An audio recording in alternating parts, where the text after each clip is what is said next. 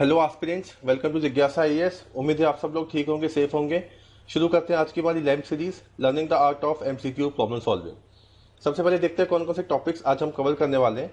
The first one is measures adopted by RBI, open skies treaty, cess, NCPEDP, national centre for promotion of employment for disabled people, and last one is Khudol, एक initiative भी launch किया है, इसके बारे में हम देखेंगे। इन सारे टॉपिक्स के बारे में अगर डिटेल में पढ़ना चाहते हैं तो आप हमारी वेबसाइट पर जा सकते हैं, वहां पर आपको इसकी इन्फॉर्मेशन मिल जाएगी।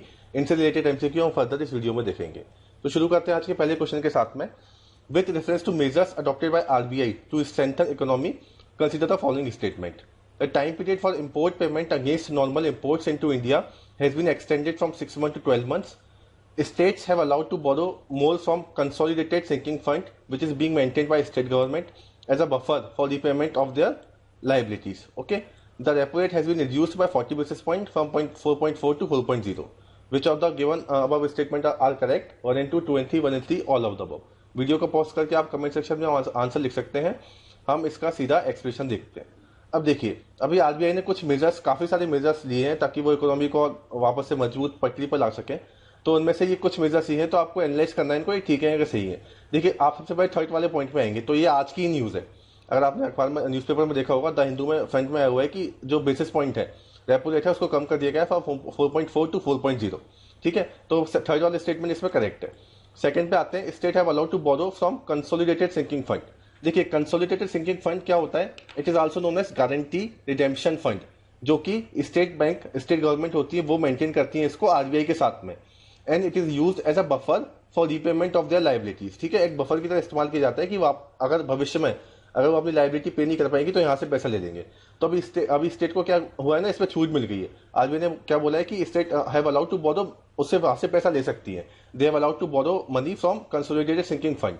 ओके, तो ये भी स्टेप आरबीआई ने लिया है इकोनॉमी को स्ट्रेंथन करने के लिए। और टाइम पीरियड जो है इंपोर्ट पेमेंट का, वही बढ़ा दिया है from 6 month to 12 month. Okay, तो ये कुछ इनिशिएटिव है। इसके अलावा और भी है, जैसे आरबीआई ने अभी बोला है कि जो वॉलेंटरी रिटेंशन रूट होता है, एक जो इन्वेस्टमेंट विंडो होता है जो आरबीआई प्रोवाइड करता है एफपीआई को, फॉरेन पोर्टफोलियो इन्वेस्टर को, उसके रूल्स भी उन्होंने काफी इजी कर दिए हैं। तो इससे कि काफी सारे इनिशिएटिव अभी आरबीआई ने लिए ताकि इकोनॉमी को फिर से पटरी पर ला सके।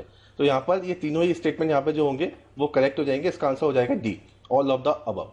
ओके, द रेपो रेट मैंने आपको बता दिया कम कर दी गई है। कंसोलिडेटेड सिंकिंग फंड से पैसा उन्होंने अलाउ कर दिया लेने को, they can borrow from them. Relaxation of rules under voluntary retention route. Okay, और आरबीआई ने बोला है कि एक स्पेशल फाइनेंस फैसिलिटी बनाएंगे ऑफ ₹50,000 करोड़, जो कि सिडबी को दी जाएगी, है ना। तो इस तरह के कुछ इनिशिएटिव्स आरबीआई ने लिए, इनको आपको नजर में रखना होगा ताकि ये एग्जाम में आप कुछ भी पूछ सकते हैं इससे रिलेटेड। ओके, पूछ सकते हैं कि ये क्या होता है, वॉलंटरी रिटेंशन रूट क्या होता है, या इसके अलावा what is consolidated sinking fund.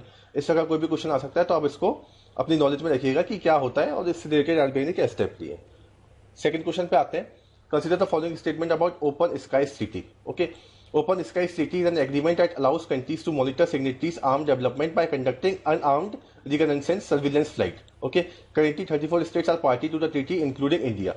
ठीक है, अब इसमें देखिए, अभी न्यूज में क्यों है? क्योंकि यूएस ने इस ट्रीटी से अलग हो गए हैं। वो यूएस अब इस ट्रीटी में नहीं है, तो इस वजह से न्यूज में है। लेकिन आपको देखिए, इसमें पूछा है कि इनकरेक्ट स्टेटमेंट कौन सा है। इनकरेक्ट स्टेटमेंट आपको इसमें बताना है। अब देखिए, 34 states are party of this treaty, लेकिन इंडिया इसमें नहीं है। India is not a part of open skies treaty. तो जो इनकरेक्ट स्टेटमेंट होगा वो यहाँ पे क्या हो जाएगा? B. Okay, B is the incorrect statement. अभी यूएस ने नोटिस दिया है कि it will exit from open skies treaty. उन्होंने क्या बोला कि रशिया ने इसको वायलेट किया है, तो इस वजह से वो भी जो है अपना बाहर निकल के आ रहे हैं। और ट्रीटी के बारे में याद रखिएगा कि इट वॉज साइंड इन 1992 और फोर्स में आई थी 2002 में, और India is not a part of it. And one more fact that Kyrgyzstan ने इसको साइन किया है, लेकिन इसको रेटिफाई नहीं किया है। तो अभी करेंटली 34 स्टेट्स हैं, वो इसका पार्ट है, लेकिन India is not a signatory of it. Okay, third question पे चलते हैं। Consider the following statement about cess. Cess के बारे में ये है question. It can be levied on both indirect and direct taxes. Cess is a form of tax levied over and above the base tax liability of a tax payer. ये statement सही है। Tax को आपको cess की जो general definition आपको पता है, तो वो यही डेफिनेशन होती है कि it is a form of tax levied over and above the base tax liability. Central government share the cess with the state government. ठीक है, देखिए, थर्ड वाले स्टेटमेंट में गड़बड़ है, क्योंकि सेंट्रल गवर्नमेंट ये जो सेस लगाती है वो स्टेट गवर्नमेंट के साथ शेयर नहीं करती है। ओके, वो खुद ही उसका यूज करते हैं, अलग से एक फंड बनाते हैं, वहां पे सारा का सारा इसका पैसा जाता है, और जब इसका पर्पस खत्म हो जाता है तो इसको हटा दिया जाता है। ठीक है, और ये जैसे एग्जांपल हो गया अपना स्वच्छ भारत सेस लगा हुआ था, काफी तरह के इस तरह के सेस लगते हैं। Cess has to be used for the purpose for which it was collected. Okay, and the central government does not need to share the cess with the state government unlike some other taxes. Okay, तो इस वजह से third statement यहाँ पर जो है गलत हो जाएगा। आज का आंसर क्या आ जाएगा? B. Okay, 1 and 2 B is the correct answer. Central government does not need to share the cess with the state government, इसका एग्जांपल क्या है? स्वच्छ भारत सेस हो गया।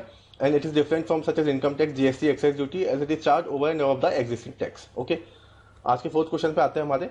With reference to national centre for promotion of employment for disabled people consider the following statement. ये क्या है? देखिए नाम में छुपा हुआ है आंसर हमारा, promotion of employment and disabled people. ठीक है, स्टेटमेंट क्या है? Non profit organisation working as an interface between government, industries, international agencies and the voluntary sector towards empowerment of person with disability, और हेडक्वार्टर इसका New Delhi में। Okay, ठीक है, तो ये दोनों के स्टेटमेंट यहाँ पे सही है, लेकिन आपको इनकरेक्ट पूछा हुआ है, तो आप ध्यान रखिएगा आंसर हमारा क्या होगा? D. Okay, because both of the our statement are correct. ठीक है, अभी न्यूज में क्यों है? क्योंकि एक रिपोर्ट आई है अभी, एक status of person with disability in India during the कोविड-19 क्राइसिस। उसमें ये रिपोर्ट जो है वो इससे रिलीज की है, national centre for promotion of employment for disabled people, और इन्होंने बताया कि अराउंड 67% ऑफ देम जो डिसेबल्ड पीपल है had no access to door stop delivery of essentials. Okay, तो इस वजह से अभी न्यूज में है। याद रखिएगा आप इसके बारे में। इसका हेडक्वार्टर जो है वो न्यू दिल्ली में है, और इसने एक रिपोर्ट रिलीज की है। रिपोर्ट का नाम क्या है? Status of person with disability in India during the कोविड-19 क्राइसिस। ओके, हमारे आज के लास्ट क्वेश्चन पे आते हैं। Khudol with respect to this initiative consider the following statement.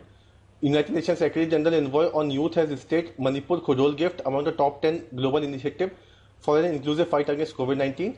It is a crowd-funded initiative of Ministry of Health and Family Welfare. Okay, देखिए ये initiative अभी लॉन्च हुआ है खुडोल। ठीक है, जो LGBTQ कम्युनिटी होती है उनके वेलफेयर के लिए, और इसको यूनाइटेड नेशन ने बताया कि it is among the top 10 global initiative. ठीक है, जो इंक्लूसिव फाइट कर रहा है, जो इंक्लूसिव डेवलपमेंट कर रहा है, काफी सारे लोगों की मदद कर रहा है। तो एक तो याद रखिएगा इसमें कि ये मणिपुर का इनिशिएटिव है। दूसरा, ये एनजीओ के द्वारा बनाया हुआ एक इनिशिएटिव है। ठीक है, it is not by any ministry of health and family welfare का इनिशिएटिव नहीं है ये। ठीक है, तो हमारा आंसर इसमें क्या हो जाएगा? ए। ओके, एक्सप्रेशन देखते हैं इसका। Khudol is a crowd funded initiative of या all an Imphal based NGO, उनका इनिशिएटिव है फॉर LGBTQ कम्युनिटी के लिए, या फिर जो लोग people living with HIV, daily wage earners, children and adolescent. Okay, और यूनाइटेड नेशन ने इसको बताया कि it is among the top 10 global initiative जो इंक्लूसिव फाइट कर रहे हैं अगेंस्ट कोविड-19 पेंडेमिक। तो ये हमारे आज के 5 MCQ थे। इसके अलावा अगर आप सीसाइड से रिलेटेड या स्टैटिक क्वेश्चन से रिलेटेड क्वेश्चन करना चाहते हैं तो आप हमारी वेबसाइट पर जा सकते हैं। वहाँ पर आपको डेली बेसिस पर 5 from current, 5 from static, 5 from seaside question मिल जाएंगे। आप वहाँ पर जाके अटेंड कर सकते हैं। ओके, आज के लिए इतना ही। Thank you.